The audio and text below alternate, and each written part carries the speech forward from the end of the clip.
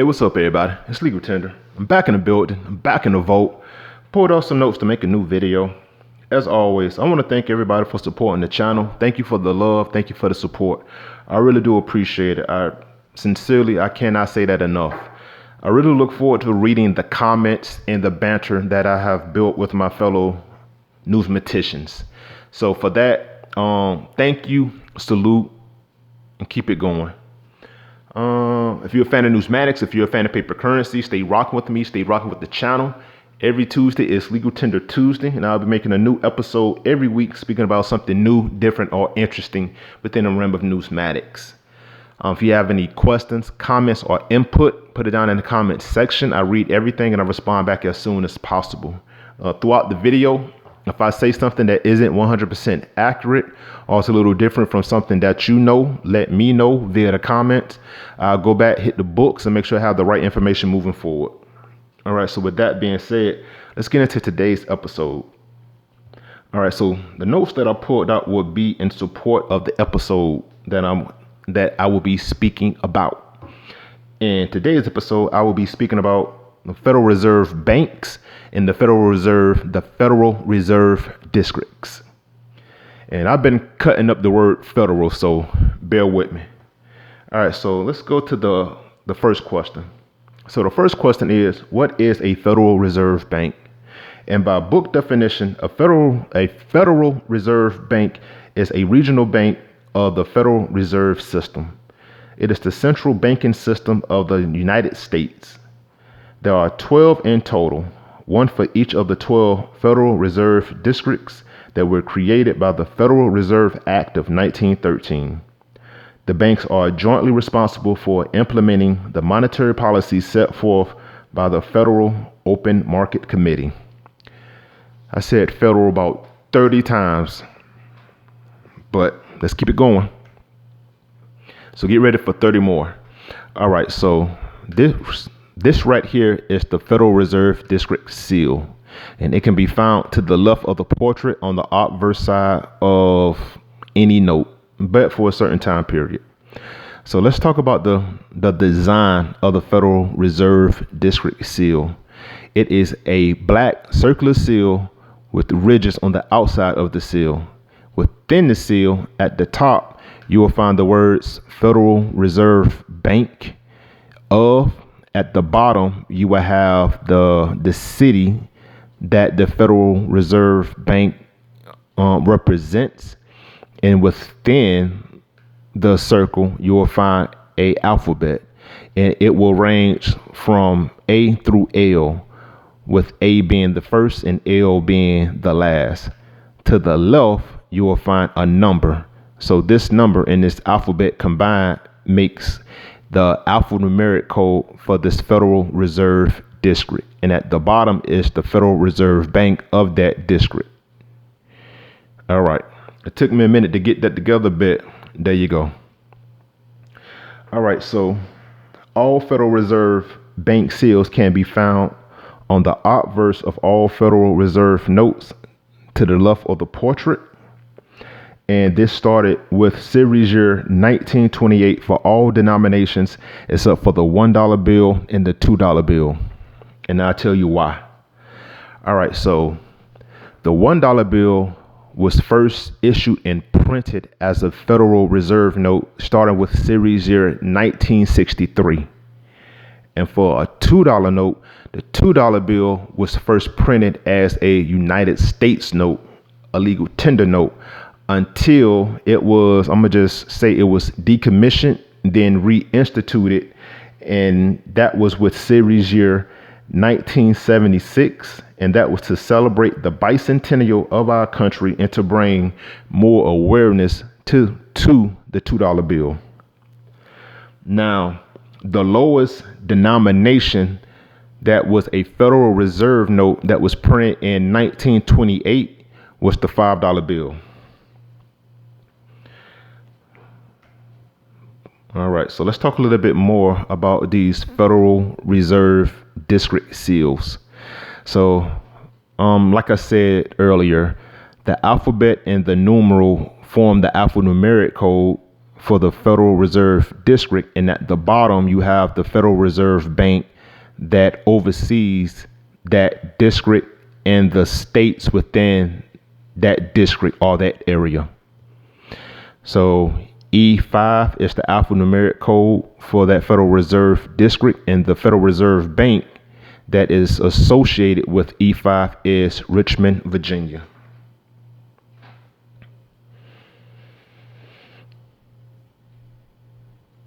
Okay, moving on. All right, so all small size $1 Federal Reserve notes and small size 5, 10, 20, 50, and $100 Federal Reserve notes issued before Series 1995 bear the identifying letter of the issuing Federal Reserve District on the seal and as a serial number prefix letter, and display the bank's identifying number in all four corners of the note. All right, so this is what I'm talking about. So like I said, we have the alphanumeric code, which is L12 for the Federal Reserve Bank of San Francisco. L is the 12th alphabet, and the number 12 is the 12th district, and that 12 can be found on four corners of the note. And this goes for all denominations that was printed prior to 1995. In 1995, the Federal Reserve District seal was changed, and this was because of the introduction of the monochrome series. And this series was the new design on the obverse of all currency except for the $1 note and the $2 note. All right, some interesting things about this new Federal Reserve System image is that it encapsulates all 12 Federal Reserve districts. So they all were under the umbrella.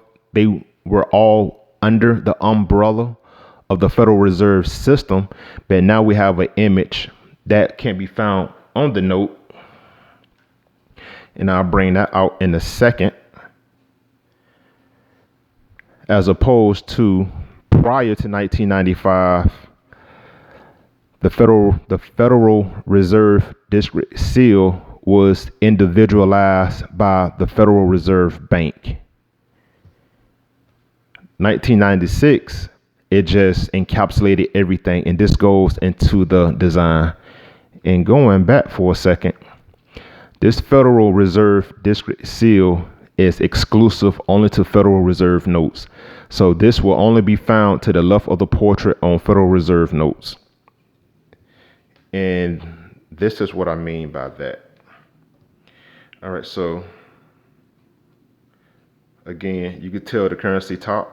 You could tell the currency type up top and looking at it. All right, so to the left, we have no Federal Reserve District seal.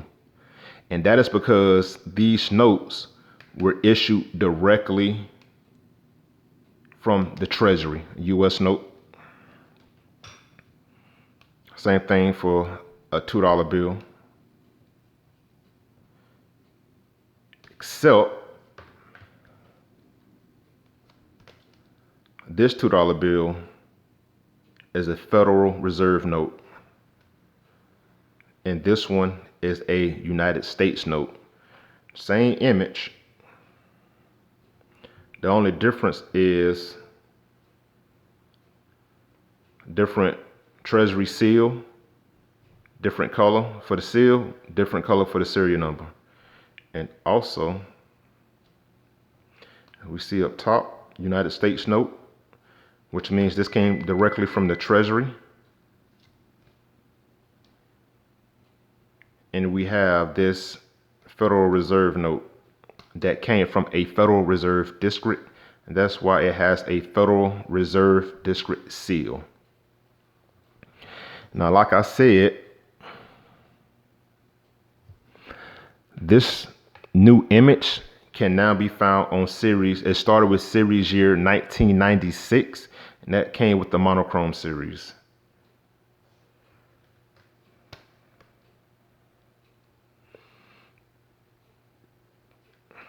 All right, so like I said earlier, I is the ninth alphabet, 9, 4 times, and it is the Federal Reserve Bank of Minneapolis. So instead of the newer notes still being individualized by district or by bank, they all fall under the umbrella of this new image, which is the Federal Reserve System. All right, boy. Okay, so moving forward. All right, so although the 5, 10, 20, 50, and $100 notes that was printed with series year 1996 no longer have the Federal Reserve letter displayed on the seal, the second prefix letter in the serial number denotes the district. Okay, so I don't know if I said this earlier. All right, so this I predates, it is the prefix of the serial number. The Federal Reserve District. That I right there, it starts off the serial number. Just like right here, L is the first letter that starts off that serial number. And that L identifies that it came from the Federal Reserve District in the Federal Reserve Bank of San Francisco. Same thing for this I. It identifies that this note came from the Federal Reserve, the ninth Federal Reserve District, and the Federal Reserve Bank is Minneapolis, Minnesota. You could still identify which district and what bank these newer notes came from because it is right here to the left of the image. Again, J is the 10th alphabet, and it is, with these newer notes, it's the second letter that precedes the serial number. And that B, it stands for the B stands for the series of the denomination. And that means that, so these serial numbers, it goes as high as 99 million. Once it hits 99 million, all these numbers revert back to 0. That will be a 1. And then it just moves to the next ascending alphabet. So once all these serial numbers hit 99 million again, that B will turn into a C, and then they'll start a fresh print run. 99 million, then that C go to a D. 99 million, E, F, G, so on and so forth. So the first alphabet stands for the series of the denomination. The second alphabet stands for the district, and then you have the serial number. Boy, that was a thing. I'm 100% positive that I'm correct on that statement. But again, if you have any information that's different, put it down in the comment section. All right. So, like I said, we have 12 Federal Reserve districts and banks.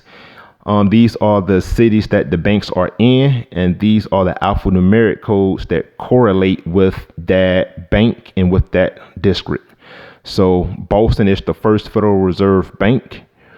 A is the first alphabet. So the alphanumeric code for the Federal Reserve District is A1, and Boston is the Federal Reserve Bank for that Federal Reserve District. And this is the alphanumeric designator that identifies Boston. All right. New York is B2. Philadelphia is C3. Cleveland D4. So on and so forth, all the way down to 12. Okay. All right, so what we have here, we have a visual aid that has all 12 Federal Reserve districts and the states that they represent. All right, so San Francisco represents the most states with 9. So we got Washington, Idaho, Oregon, California, Nevada, Utah, Arizona, Alaska, and Hawaii. So San Francisco is the bank of the 12th district, and it manages these 9 states. And it's a lot easier doing 12 as opposed to each state has its own Federal Reserve Bank or Federal Reserve District, because breaking it down in 12 and each of those 12 represent a certain number of states, you could cover all 50 states like that. And apparently it's been working for a while. So this what we got. So like I said, San Francisco has the most with 9 states. You have 3 districts that represent 3 states. We got Dallas right here. Dallas represents 3 states. It has part of New Mexico, the entirety of Texas, and parts of Louisiana. Philadelphia has 3 states as well. Philadelphia right here. We got Pennsylvania, part of New Jersey, and Delaware. And then we have New York, and New York has you got New York, Rhode Island, and the other part of New Jersey. You have 7 states that are represented by 2 districts. New Mexico has district 10 and 11. Pennsylvania has 3 and 4. New Jersey 2 and 3. Vermont 1 and 2. Kentucky 4 and 8. Connecticut 1 and 2, and Wisconsin has 7 and 9. And the last fun fact is that Missouri is the only state that has 2 Federal Reserve districts. It has 8, which is St. Louis, and it has 10, which is Kansas City. And zoom in a little bit.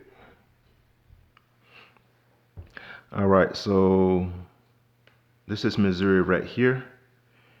And like I said, it has 10, which is Kansas City, and it has 8, which is St. Louis. And Missouri is the only state that has that honor of